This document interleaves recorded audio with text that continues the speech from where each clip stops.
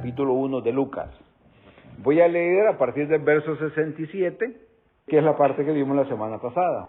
Dice la palabra del Señor: y Zacarías su padre fue lleno del Espíritu Santo y profetizó diciendo: bendito el Señor Dios de Israel, que ha visitado y redimido a su pueblo, y nos levantó un poderoso Salvador en la casa de David, su siervo, como habló por boca de sus santos profetas que fueron desde el principio, salvación de nuestros enemigos y de la mano de todos los que nos aborrecieron, para hacer misericordia con nuestros padres y acordarse de su santo pacto, del juramento que hizo a Abraham nuestro padre, que nos había de conceder que, librado de nuestros enemigos, sin temor les sirvamos o les serviríamos.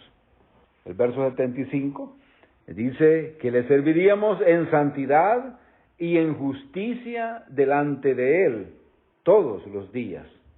Quiero retomar el verso 74 para agregar algunos pensamientos, amarrando toda la idea, lo que hemos visto, lo que este canto, que por cierto en latín se llama el Benedictus, Dios nos ha visitado y ha redimido a su pueblo. Ahí está, el verso 68. Esta es la idea principal de este canto, de esta alabanza o de esta profecía. Es un himno y dice que ese niñito que se le está en ese momento, se le está circuncidando, dice que va a llevar un nombre especial. El nombre especial que lleva, Juan, significa gracia de Dios. La venida de Jesús al mundo, pues es eso, es la muestra de la gracia de Dios. Ese niño es el precursor del Mesías, de Jesús, y que Jesús es quien va a traer la salvación. Dice que es un poderoso Salvador. ¿Va a salvar a quiénes? Va a salvar, dice, a los pecadores, a los perdidos, y que un día, dice Zacarías, él espera y confía en que Dios va a cumplir su palabra de liberar a todo el pueblo de Israel de sus enemigos. Entonces Dios está visitando a su pueblo, pero debe quedar claro que su pueblo no conocieron el tiempo en que fueron visitados.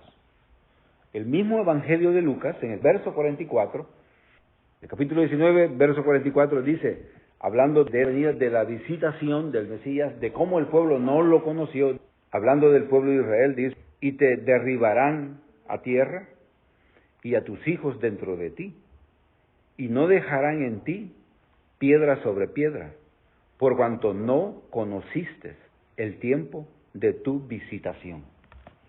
Eso tuvo un cumplimiento en el año 70. Esa profecía tuvo un cumplimiento en el año 70, donde Jerusalén fue destruida. Y el pueblo de Israel fue expulsado en un periodo del año 70 hasta el año 120 del primer siglo, y de ahí fueron expulsados completamente de la tierra de Israel. Ya no era permitido que judíos vivieran ahí por más o por casi 2000 años.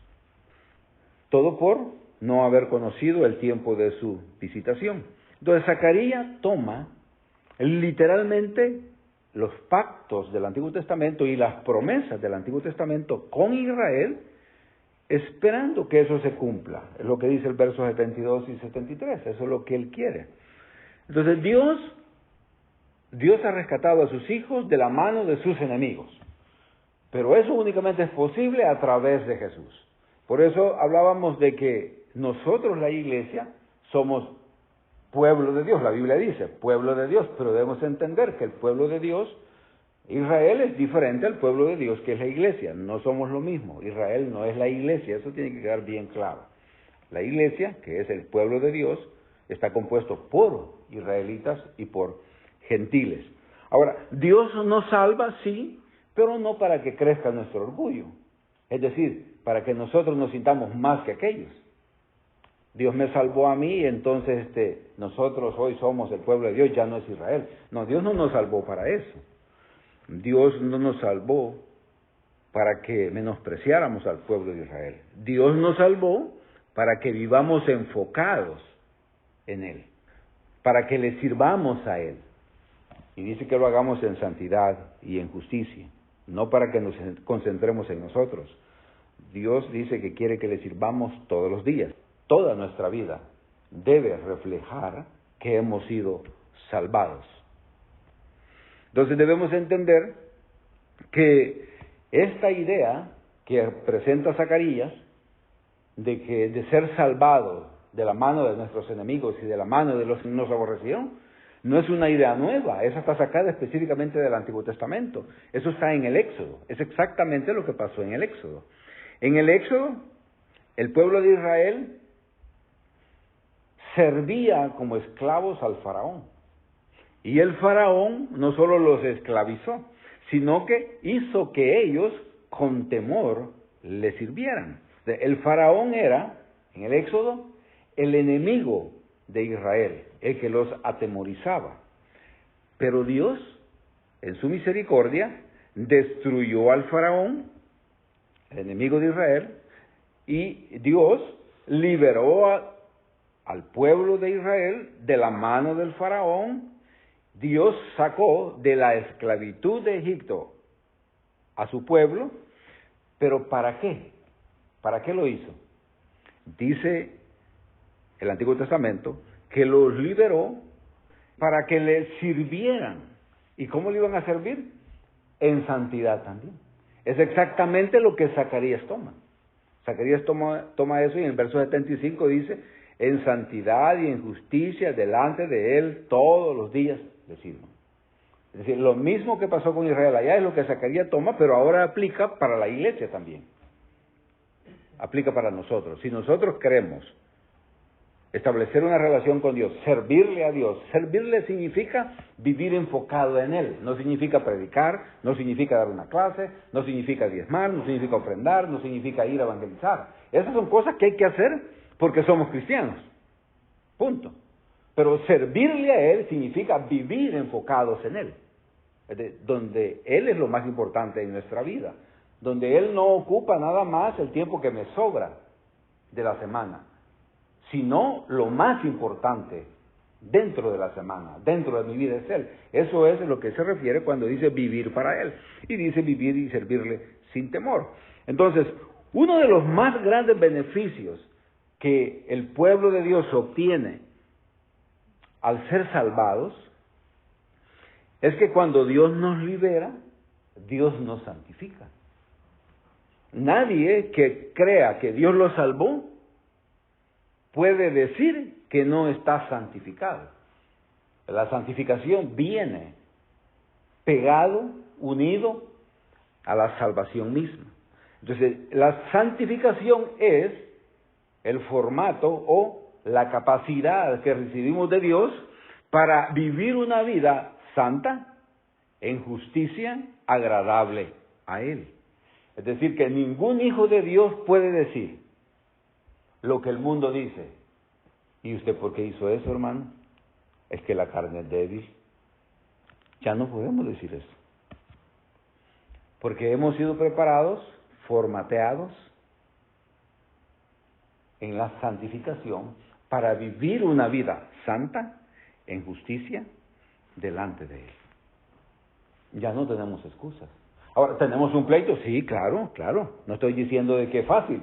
No he dicho que es fácil. Pero estamos formateados. La santificación es eso. Es un formato donde Dios nos capacita para servirle, para vivir de acuerdo a lo que Él quiere. ¿Okay? Ahora, una pregunta sencilla. ¿Y usted está capacitado? Y alguien dice, bueno, yo no sé. Bueno, si usted es cristiano, sí está capacitado. Tiene que tener esa respuesta clara. Usted sí está capacitado. La obra de la misericordia de Dios es lo que hace posible que la vida de aquel que es su pueblo pueda cambiar a partir del momento en que reconoce que es pueblo de Dios. A partir de ese momento. No antes no se puede. Pero a partir de que una persona se reconoce a sí mismo como parte del pueblo de Dios, entonces la misericordia de Dios hace que sea posible que la vida de esa persona cambie a partir de ese momento. Bueno, yo no sé, ayer quizás fue esclavo, lo más seguro, ¿verdad? Ayer todos éramos esclavos del pecado. Pero hoy libres del pecado. Lo que hizo Dios en el Éxodo. Ayer estaban de esclavos en Egipto, pero al sacarlos de allá, ahora estás libre. Pero no te liberó solo para que hagas lo que te da la gana. Te liberó para que vivas en santidad y para que le sirvas a Él. ¿Ok? Eso está bien claro el propósito. Hoy puedes empezar, y esta es una gran noticia, hoy podemos empezar una vida nueva, en santidad, en justicia, enfocados en quién es Dios. Algo que no podíamos hacer ayer, cuando no estábamos en las manos de Dios. Y creo que aquí hay otra cosa que es sumamente importante, no pasarla por alto, y es que la liberación, o la libertad, o la salvación, que es lo mismo, y la santidad son inseparables. No se pueden separar.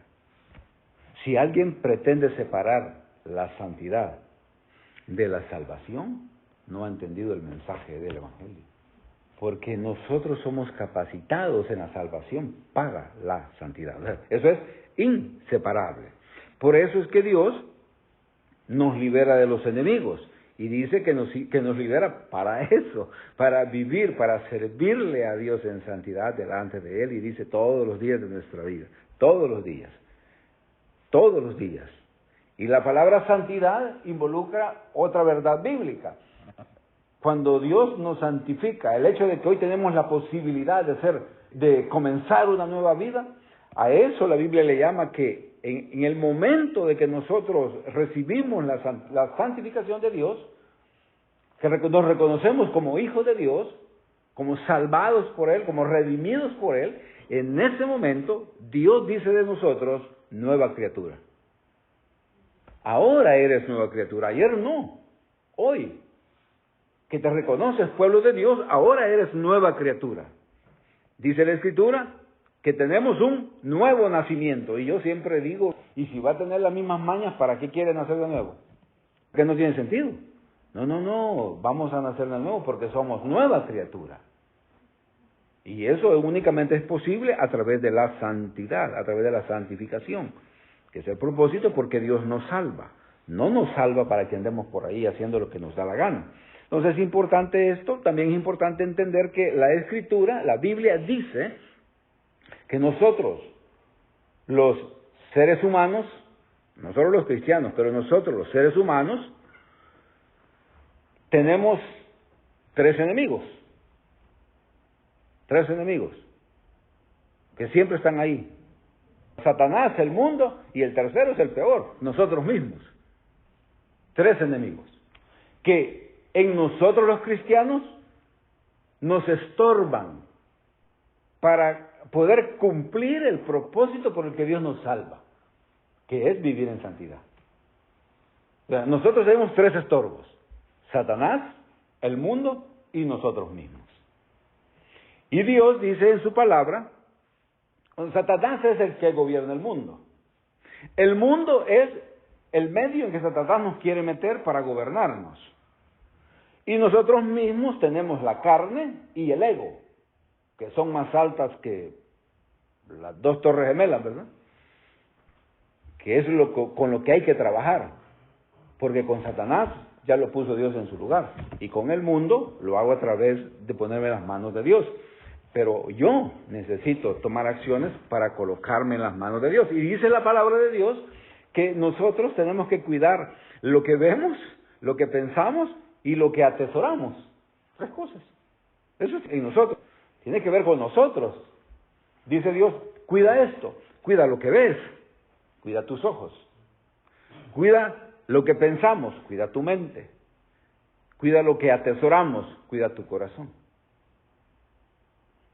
Si nosotros descuidamos estas tres áreas, jamás vamos a poder hacer realidad el propósito de por qué Dios nos salvó, que es vivir en santidad y en justicia para poderle servir a Él todos los días de nuestra vida, a partir del momento que yo me reconozco como hijo de Él. Esto que les acabo de mencionar está en la primera carta de Juan, en el capítulo 2, el verso 16 dice, porque todo lo que hay en el mundo, porque todo lo que hay en el mundo, los deseos de la carne, los deseos de los ojos y la vanagloria de la vida, no provienen del Padre, sino del mundo. Entonces queda claro que si usted es hijo de Dios, ya no está bajo la cobertura del mundo. La santidad es la cura contra la carne. La santidad es la cura contra el mundo y la santidad es la cura contra los ataques de Satanás. Pero la santidad tiene que ver con mi voluntad, tiene que ver con el deseo de vivir una vida agradable a Dios. Pero nosotros, y esta es la triste realidad de los creyentes, es que nosotros, la iglesia, vivimos en medio de un mundo que está lleno, rebalsando de pecado. Un mundo lleno de pecado. La misma carta de Juan, primera de Juan, capítulo 5, verso 19, dice, sabemos que somos de Dios. Sabemos que somos de Dios. Y dice, y sabemos que el mundo entero está bajo el maligno. O sea, el mundo está lleno de perdición, por eso que es trabajoso vivir una vida de santidad. El maligno usa todos los medios posibles para lanzar dardos de fuego, dice la Escritura.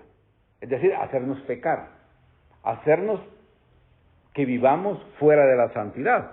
Por eso Efesios en el capítulo 6 dice que Dios ha preparado un trajecito para que nosotros nos lo pongamos. Dios no nos los pone, ¿sí? Sino que Él diseña el trajecito y cuando el día que usted reconoce como hijo de Dios, ese día Dios le entrega su trajecito. Y dice, vestidos de la armadura de Dios. Es decir, aquí están. Si tú quieres, te la llevas para tu casa y la cuelgas en el ropero, o si tú quieres, te la llevas puesta y nunca te la quitas. Porque Satanás te va a atacar para detener el hecho de que se cumpla el propósito de por qué te salvé. Te salvé para que vivas en santidad. Y eso, aquí está el trajecito que te ayuda a vivir en santidad. Eso está en Efesios 6. No lo vamos a leer porque es un poquito largo, pero la idea es usar la armadura que todo cristiano recibe por el hecho de ser hijo de Dios. Entonces, si amarramos las ideas, todo lo que hemos dicho, la redención viene o trae el poder para cambiar la vida. Esa es una promesa. No se trata de que yo no puedo, es que viene, la redención viene con esa promesa de cambiar nuestra vida. Viene con el poder para poder cambiar esa vida. ¿Cómo? Porque en la redención Dios pone su Santo Espíritu en nosotros. Y el Santo Espíritu de Dios alumbra la palabra de Dios, para que yo entienda cómo es vivir en santidad. Es decir, en la redención viene el poder para vivir en santidad. Luego, la salvación tiene el poder para llevar a cabo la santidad, para vivir como Dios quiere que vivamos. El deseo de Dios de que vivamos en santidad se recibe con la salvación. Y la santidad y la justicia es doblegar la carne para agradar a Dios. Eso es lo que está en el texto. La santidad es la cura, repito, la cura. La santidad es la cura contra el deseo de la carne, que ahí están las tres formas de cómo Satanás nos ataca, cómo nosotros mismos nos atacamos. Nuestros ojos, nuestra mente y nuestro corazón. Lo que pienso, lo que veo y aquello que ama el seguir. Y nosotros sabemos que lo que más amamos es el dinero, ¿o no? ¿O solo algunos? No, el dinero, la gente es lo que más ama. Eso está en el corazón. Y Dios dice que nos protejamos de todo eso. La armadura nos protege la mente, la cabeza, de todo el cuerpo y los pies. Sigamos. Eso estaba en el verso 75. Ahora, el verso 76. En el verso 76 hay un cambio total de esta alabanza. Un cambio total. Este canto de Zacarías ha estado hablando sobre el pueblo de Israel. Hasta el verso 75 habló del pueblo de Israel. Pero ahora se va a dirigir específicamente a Juan, al niño o al hijo de él. Y les decía que este canto se llama el Benedictus de Zacarías. el canto. El que leímos hace un par de semanas atrás se llamaba el Magnificat de María, ¿se acuerdan? Y hay otros dos, está el Nunc Dimittis, que está aquí también, que es el canto de Simeón, y está también el Glorias in excelsis Deo, que es el canto de alabanza de los ángeles.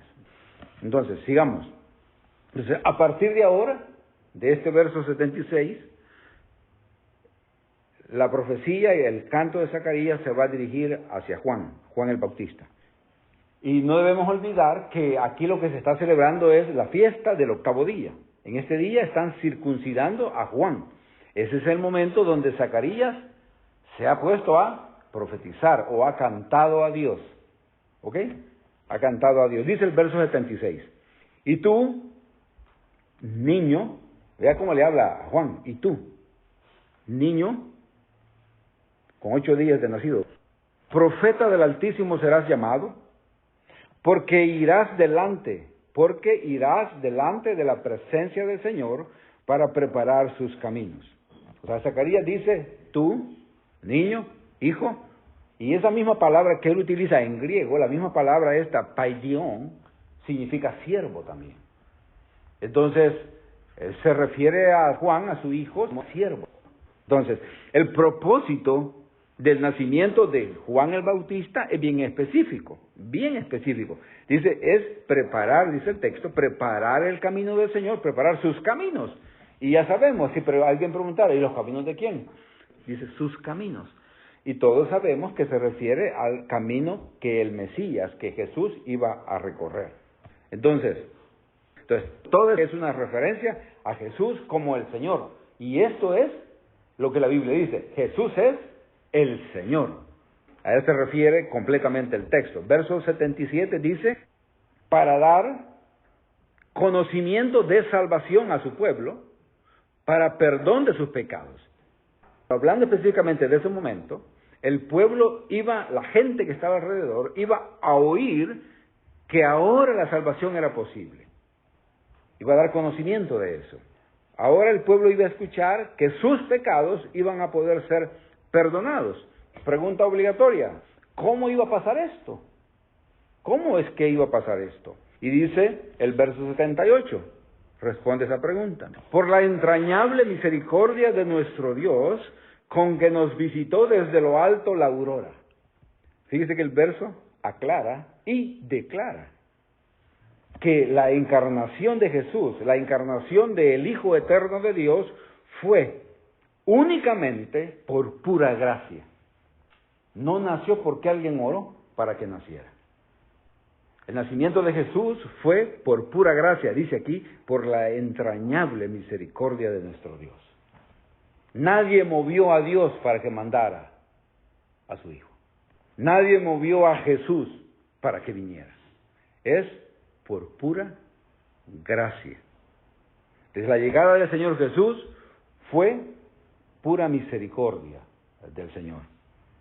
La gracia es la forma en que se manifiesta la misericordia de Dios. Porque la misericordia de Dios también se puede mostrar a través de la justicia, de un juicio.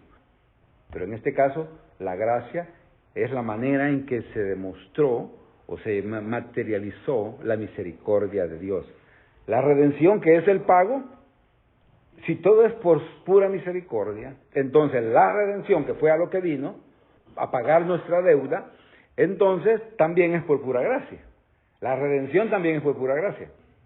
Ahora, la salvación nos da el formateo para poder vivir en santidad, entonces la salvación también es únicamente por gracia.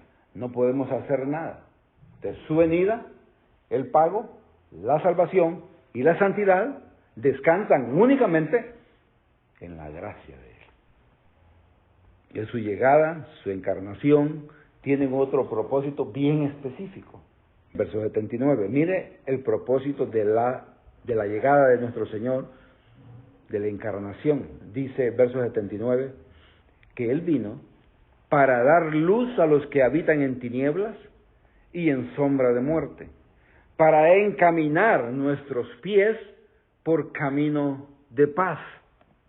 Entonces este verso del verso 79, que es el fin, este es el final del canto de Zacarías, del Benedictus, ese es el final. El verso 80 está separado, pero este verso es fin del canto, de la profecía de Zacarías. Dice, para dar luz. Esta es una copia de una cita del capítulo 9 de Isaías, es literal. Isaías capítulo 9, verso 2, está esto que Zacarías cita.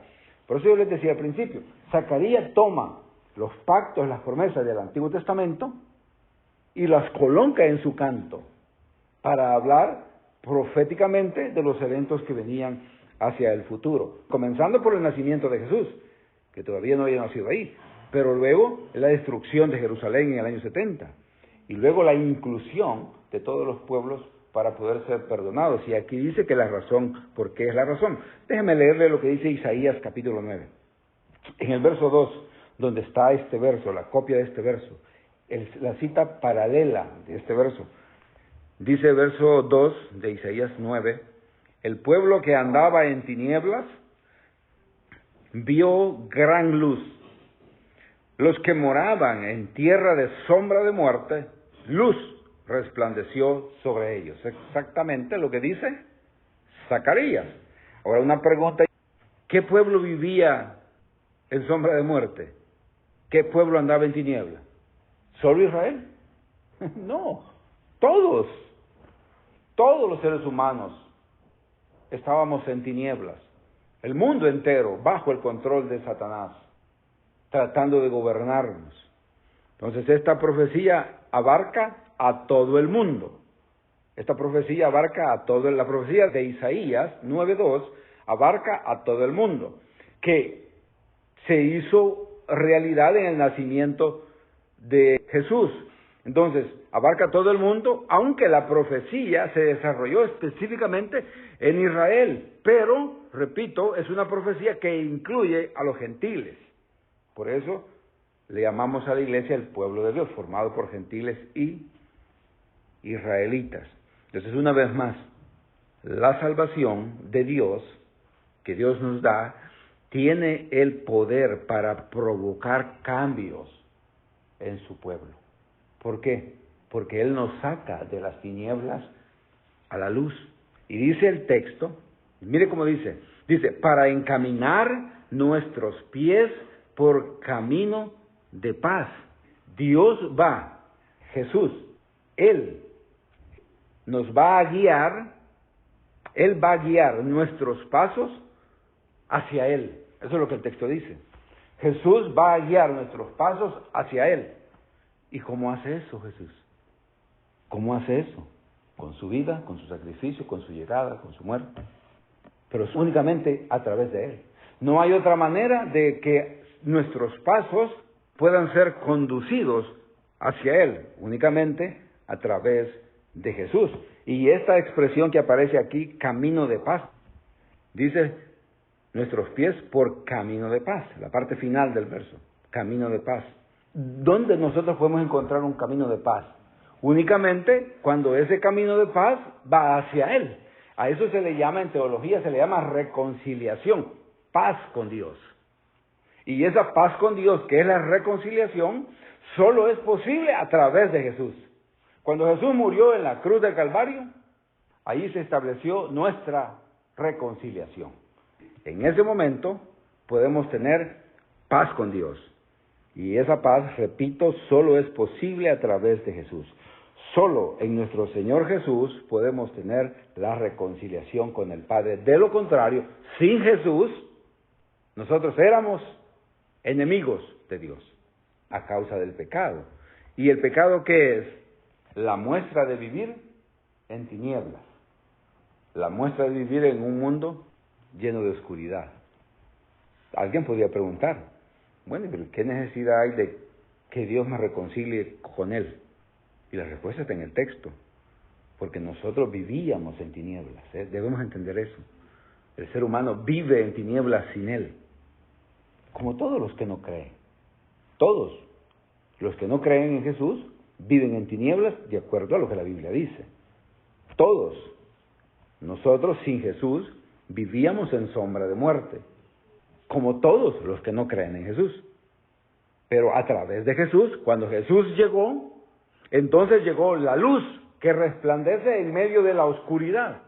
Y ahora la persona puede vivir en luz, con una nueva vida, en santidad, agradando a Dios. Todo esto está formateado de tal manera que Dios pueda ser glorificado. Ahora nosotros, la luz nos visitó y por eso ahora el pecador puede vivir en luz, andar en luz. Y fíjese que aquí hay una cosa interesante. Si uno dice que uno es pueblo de Dios, eso quiere decir, primero, que ha sido redimido. Segundo, que ha recibido la salvación. Tercero, que puede vivir en santidad. Y cuarto, que ya no puede vivir en oscuridad. Y si vive en oscuridad, ¿qué significa? Que no vive en luz, ¿verdad? Lógico. Y si no vive en luz, ¿qué significa? Que no ha sido salvado. Y si no ha sido salvado, ¿qué significa? Que no ha sido redimido. Y si no ha sido redimido, ¿qué significa? Que usted no ha visto la luz. Dios lo visitó, pero usted no se dio cuenta que Jesús ya vino. Esto pareciera estar en contra de la gracia, por eso yo he recalcado el hecho aquí. Jesús vino a redimirnos, a salvarnos, a hacer posible un cambio de vida únicamente por su pura gracia. No podemos hacer nada. Pero estando dentro de la gracia, hay evidencias de que vivimos en luz. Nosotros, los hijos de Dios, hemos sido llamados a vivir como hijos de luz. Llamados para vivir como hijos de luz. Hemos sido llamados a rechazar todo lo que hacen los que viven en tinieblas. Por eso es que Él nos da todo el equipaje para poder detener los dardos del enemigo. Y el enemigo es Satanás. Toda la acechanza del mundo, todas las filosofías del mundo y todo lo que nuestra carne, nuestro ego quiere. Por eso dice, protejamos nuestra mente, nuestros ojos y nuestro corazón, que es la cita que leímos en Juan, ¿ok? El verso 80, que es la parte final, el último del capítulo, termina en el verso 79 del canto y el verso 80 pues está fuera de ese canto, fuera del Benedictus. Dice el verso 80, y el niño crecía, Juan, el niño crecía, y aquí ya no está en el octavo día, cuando estaban en la fiesta, ya pasó eso, y dice, y el niño crecía, eso abarca mucho tiempo, y dice, y se fortalecía en el espíritu, y estuvo, dice, en lugares desiertos, hasta el día de su manifestación a Israel. Es decir, en el tiempo en que Jesús iba a comenzar su ministerio. Entonces, para terminar, yo le quiero preguntar, si usted es hijo de Dios, tiene que considerar el hecho de que Dios lo ha preparado para vivir en santidad. No es si uno quiere, es que para eso hemos sido preparados. No estoy diciendo que es fácil. Dios dice, ok, yo les voy a dar todo lo que necesitan para que lo hagan. Y ahí está la armadura de Dios que protege todo el cuerpo, comenzando por el yelmo, luego toda la coraza, luego está hasta la cosa de los pies, luego te da un escudo y luego te da una espadita. Todo eso no es para atacar, es para defenderse, porque literalmente dice, para que te puedas defender de las acechanzas del enemigo. Porque hay que tener alguna cosa bien clara. Satanás no está jugando, el mundo no está jugando, y la carne nuestra tampoco está jugando. Tampoco están jugando. Dice la Escritura, dardos de fuego. Dice que Satanás anda como león, rugiendo, buscando a quien se almuerza. Para eso es que Dios nos equipa, para no dejar que nos almuercen. No queremos ser sancocho de nadie, mucho menos de Satanás. Pero nuestra responsabilidad es agarrar el traje que Él ya nos dio y ponerlo. Por eso es que hay que vivir metido acá, en la Escritura. ¿Ok? Entonces, si no ha recibido al Señor, recíbalo, porque de otra manera, Satanás se lo va a almorzar. Ya se lo está almorzando. Pero si usted quiere liberarse de eso, usted necesita a Jesús. Solo Jesús lo puede salvar. Póngase en pie, vamos a orar.